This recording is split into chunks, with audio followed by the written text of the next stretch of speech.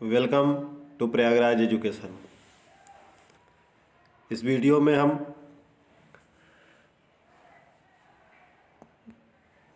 एक प्रश्न पत्र निर्माण करना है, उसके बारे में यह वीडियो होगी। प्रोफेसर राजेंद्र सिंह रज्जू भैया विश्वविद्यालय के बीएड फर्स्ट सेमेस्टर के प्रैक्टिकल की कुल 6 फाइलें हैं, जिसमें से एक फाइल यह भी है। और जितनी भी फाइलें हैं सभी यूट्यूब चैनल के प्लेलिस्ट में हैं और इस वीडियो के नीचे डिस्क्रिप्शन बॉक्स में भी उन वीडियो का लिंक है, आप जाकर देख सकते हैं। तो चलिए वीडियो को स्टार्ट करते हैं। अगर आप चैनल पर नए हैं तो चैनल को सब्सक्राइब कर लीजिए और बेल आइकन को प्रेस कर लीजिए। विश्वविद्यालय से संबंधित जितनी भी जानकारी है तथा बीएड से संबंधित जितनी भी जानकारियां हैं सभी हमारे यूट्यूब चैनल पर उपलब्ध है। तो चलिए शुरू करते हैं। देखिए कैसे आपको लिखना है। पहले हेडिंग रहेंगी प्रश्न पत्र निर्माण करने की विधि। उसके आगे आप लिखेंगे प्रश्न पत्र निर्माण करने का विशिष्ट ढंग है, जिसे अपनाने पर परख वैज्ञानिक ढंग से तैयार किए जा सकता है। यह ढंग अर्धवार्षिक और वार्षिक परीक्षाओं के लिए प्रश्न पत्र तैयार करने में अपनाया जा सकता है। इस विधि के निम्नलिखित प्रमुख चरण हैं। क्या क्या चरण हैं आपके प्रश्न पत्र बनाने के लिए? पहला चरण है अभिकल्प बनाना, दूसरा है रूपरेखा बनाना, तीसरा इकाई परख बनाना, चौथा उत्तर तालिका एवं अंक योजना बनाना और पांचवा है प्रश्नवार विश्लेषण पत्रक तैयार करना। ठीक है, इसको आप लिखेंगे पांचों को। इसी पांचों से आप प्रश्न पत्र बना सकते हैं। तो अब अभिकल्प कैसे बनाया जाता है, इसके भी कुछ आयाम हैं, जिसको देखते हैं। अभिकल्प द्वारा निम्नांकित आयामों की दृष्टि से सामान्य नीति निश्चित की जाती है। कौन कौन सी नीति निश्चित की जाती है? पहला, उद्देश्यों की दृष्टि से अंक प्रभार, दूसरा विषय वस्तु की दृष्टि से अंक प्रभार, तीसरा प्रश्नों के प्रकार की दृष्टि से अंक प्रभार, चौथा विकल्पों की योजना, पांचवा खंडों की योजना। ठीक है, उसके बाद आप लिखेंगे उपयुक्त आयामों की दृष्टि से अंक प्रभार निश्चित कर लेने पर सभी उद्देश्यों विषय वस्तु के सभी अंशों एवं सभी प्रकार के प्रश्नों को परख निर्माण करने में समुचित महत्व प्रदान किया जा सकता है। बोर्ड परीक्षाओं में यह निश्चय प्रत्येक विषय की विशेषता करते हैं।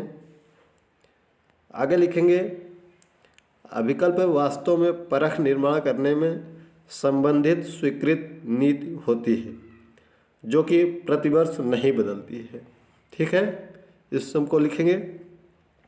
उसके आगे लिखेंगे पूरे विद्यालय स्तर पर एक ही परख बनाने का निश्चय किया गया हो तो प्रत्येक शिक्षक अपने अपने विषय में अभिकल्प निर्धारित कर सकते हैं। ठीक है,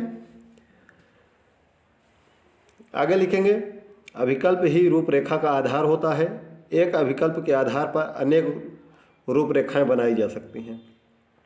प्रत्येक विषय के अपने विषय की आवश्यकताओं को ध्यान में रखकर निम्न प्रकार विभिन्न आयामों की दृष्टि से अभिकल्प बनाया जा सकता है। उसके आगे लिखेंगे उद्देश्यों की दृष्टि से अंक प्रभार।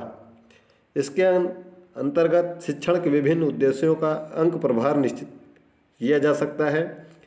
यह ध्यातव्य है कि इकाई परख बनाने समय केवल 4 उद्देश्यों ज्ञान उपयोग और कौशल ही अंक प्रभार निश्चित किया जाता है, क्योंकि लिखित परीक्षा के द्वारा इन उद्देश्यों की जांच संभव है। अभिरुचियों की अभिव्यक्ति आदि की जांच लिखित परीक्षा द्वारा संभव नहीं है। उक्त 4 उद्देश्यों के अंक प्रभार शिक्षण के समय जिस उद्देश्य पर जितना बल दिया गया हो उसी अनुपात से निश्चित किया जाना चाहिए आदि। इकाई शिक्षण ज्ञान उद्देश्य पर भी विशेष बल दिया गया है। इकाई परख बनाते समय ज्ञान उद्देश्य को ही अधिक अंक देने होंगे। शिक्षार्थियों के प्रति यह अन्याय होगा कि शिक्षक पढ़ाते समय केवल ज्ञान उद्देश्यों के ध्यान में रखकर पढ़ाएं और परख बनाते समय अवबोध ज्ञान उपयोग आदि उद्देश्यों पर आधारित प्रश्न पूछे।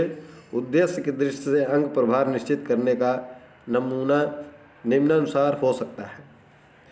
अब देखिए, वो उद्देश्य की दृष्टि से आप अंक प्रभार कैसे देंगे, किस प्रश्न पे कितना रखेंगे, ऐसे कॉलम बनाएंगे जिसमें अगर ज्ञान के जो उद्देश्य हैं उस पर आप 10 अंक देंगे। अगर आपका कुल 25 अंक का प्रश्न पत्र है जिसमें 40% आपका ये रहेगा। अवबोध पर आप 8 अंक जिसमें 32% रहेगा। ज्ञानोपप्रयोग के 5 अंक रहेंगे जो 20% का होगा। कौशल के 2 अंक होंगे जो 8% का होगा। कुल 100% और 25 अंक का। ठीक है। आगे विषय की दृष्टि से इसके अंतर्गत इकाई में निहित उप इकाइयों तथा उनमें निहित प्रकरणों के अनुसार अंकों का विभाजन किया जाता है। ध्यान यह रखा जाता है कि प्रत्येक उप इकाइयों के जितनी विषय वस्तु की मात्रा है उसके अनुसार अंकों का विभाजन किया जा सके। विषय वस्तु की दृष्टि से अंक प्रभार निश्चित करने का नमूना निम्नानुसार है। पहला है, जो प्रकरण पहला होगा वो 4 अंक का होगा, 16%। ठीक है। इसी हिसाब से अपना स्क्रीनशॉट ले लीजिएगा, लिख लीजिएगा। ठीक है। आगे अब देखिए कैसा होगा, इसको हम लिखेंगे सामाजिक विज्ञान के नमूने के। आपको केवल प्रश्न पत्र बनाना है चाहे जिस विषय का। ठीक है। तो यहाँ हम सामाजिक विषय का देखेंगे कि नमूने इकाई परख पर हम अभिकल्प और रूपरेखा बना रहे हैं। उद्देश्य की दृष्टि से अंक प्रभार जैसा कि अभी पीछे बताया गया था। ठीक है। वैसे सेम टू सेम है, इसको लिख लेंगे। उसके आगे आप दूसरा है प्रश्नों के प्रकार, जो कि दृष्टि से अंक प्रभार है। आगे है विषय वस्तु की दृष्टि से। ठीक है। तो विषय वस्तु में सिंधु घाटी का परिचय है, नगरों की रचना, भवन निर्माण है, सामाजिक जीवन है, आर्थिक जीवन है, कला और धर्म है, सिंधु घाटी सभ्यता। क्योंकि यह इकाई परिचय है तो केवल एक इकाई की बात होगी, इसमें एक इकाई के ही प्रश्न का निर्माण करना है।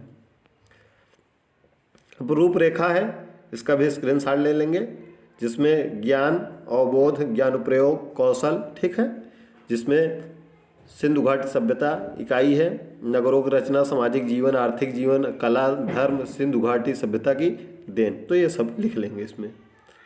आगे इसमें सब लिखा गया है कि जो रूपरेखा में कोष्ठकों के अंदर संख्या, प्रश्नों की संख्या तथा कोष्ठक के बाहर की संख्या अंकों को प्रदर्शित करती है रूपरेखा में। ठीक है। ये सबको लिखेंगे, स्क्रीनशॉट ले लीजिएगा। फिर आगे प्रश्न पत्र आपका बनेगा। ये इकाई परख पर ये प्रश्न पत्र है जिसका इकाई है सिंधु घाटी सभ्यता। इसमें 25 अंक का अधिकतम अंक है, 40 मिनट का समय है। जैसे आप प्रश्न पत्र पर देखते हैं कि क्या लिखा रहता है कि सभी प्रश्न करना अनिवार्य है।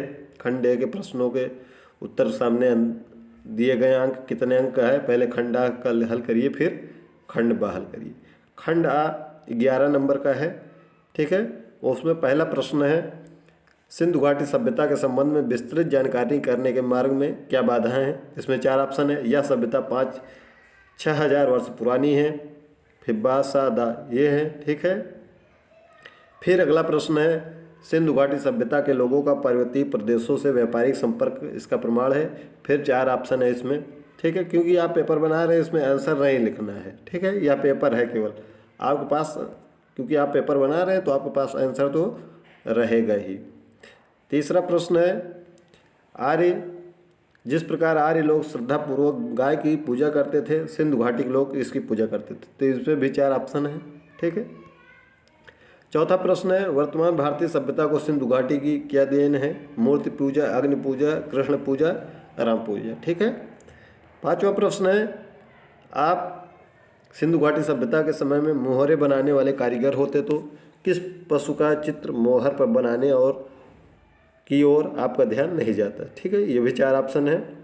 अगला प्रश्न है, धार्मिक क्षेत्र में सिंधु घाटी सभ्यता का वह कौन सा प्रभाव है जो आज भी भारतीय जीवन पर देखा जा सकता है। ठीक है। इसमें भी 4 ऑप्शन है। अब आगे लघुत्तरी टाइप के प्रश्न है। अति लघुत्तरी, सिंधु घाटी सभ्यता के लोगों का प्रमुख व्यवसाय क्या था। अगला प्रश्न है, सिंधु घाटी सभ्यता के लोगों की भाषा कैसी थी। ठीक है। इसको सब लिखना है, आपको आंसर नहीं करना है। यह क्योंकि प्रश्न पत्र का आप निर्माण कर रहे हैं, यहाँ पर समझिएगा बात को, ठीक है। वीडियो अगर अच्छी लग रही हो तो वीडियो को लाइक कर दीजिएगा और अपने दोस्तों तक शेयर कर दीजिएगा। ऐसे ही सेम टू सेम अपने फाइल में उतार लेना है उसको। अगला प्रश्न है मोहनजोदड़ो नगर कौन से देश में है। अगला प्रश्न है सिंधु घाटी सभ्यता में नगरों में प्रमुख सड़कें परस्पर किस कोण पर काटती हैं। आगे मानचित्र बना देना है आपको, इसमें दिखाना है कि भारतीय उपमहाद्वीप मानचित्र में मोहनजोदड़ो का हड़प्पा स्थान दिखाओ। अब प्रश्न संख्या 12 से 16 2 अंकों का है, जिसमें से प्रश्न संख्या 17 4 अंक के हैं, ठीक है। ये सभी आपके प्रश्न हैं। प्रश्न है सिंधु घाटी सभ्यता के लोग किस धातु का प्रयोग सर्वाधिक करते थे, यह धातु किस काम में लिया जाता था। अगला प्रश्न है सिंधु घाटी सभ्यता में कपड़ा उद्योग की कैसी स्थिति थी, वर्णन कीजिए। अगला प्रश्न है 14वां भारतीय भवन निर्माण कला को सिंधु घाटी सभ्यता की क्या देन है, वर्णन करो। 15वां प्रश्न है आप यह किस प्रकार या किस आधार पर कह सकते हैं कि सिंधु घाटी सभ्यता के लोग ज्यामिति का ज्ञान रखते थे, स्पष्ट कीजिए। 16वां प्रश्न है इस कथन को प्रमाणित कीजिए कि सिंधु घाटी सभ्यता के लोगों के जीवन में मनोरंजन का महत्वपूर्ण स्थान था। 17वां प्रश्न है सिंधु घाटी सभ्यता के लोगों के सामाजिक जीवन की प्रमुख विशेषताओं का वर्णन करो, ठीक है। अब आपके पास ये उत्तर तालिका होगी, ठीक है। उत्तर तालिका कैसे होगी कि क्या उसका आंसर है। पहला जो प्रश्न था उसका उत्तर बा है, दूसरे का दा है, तीसरे का बा है, चौथे का आ है, पाँचवें का सा है, छठे का आ है, ठीक है।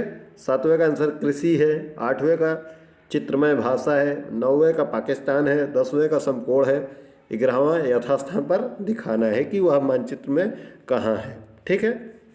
ये सभी एक एक नंबर के प्रश्न हैं 11, ठीक।